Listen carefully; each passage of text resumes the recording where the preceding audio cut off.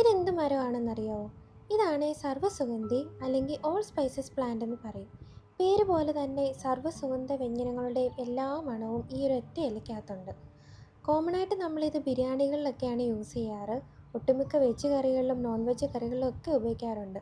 നല്ലൊരു ടേസ്റ്റും നല്ലൊരു സ്മെല്ലും കറികൾക്ക് തരാറുണ്ട്. ഇതിൻ്റെ ഇല നമ്മൾ പൊട്ടിച്ച് മണപ്പിക്കുമ്പോഴേ നല്ലൊരു റിഫ്രഷിംഗ് ആയിട്ടുള്ളൊരു സ്മെല്ലാണ്. പട്ട, ഗ്രാമ്പൂ അങ്ങനെ എല്ലാ സ്പൈസസിൻ്റെയും സ്മെല്ല് ഈ ഒരു ഒറ്റ ഇലയ്ക്കകത്തുണ്ട്.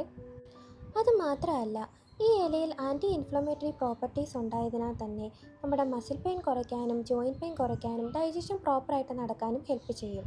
വൈറ്റമിൻ സി, മാംഗനീസ്, പൊട്ടാസ്യം കൊണ്ട് നിറഞ്ഞ ആൻറ്റി ഓക്സിഡൻറ്റ് കൂടിയാണ് ഈ ഇല.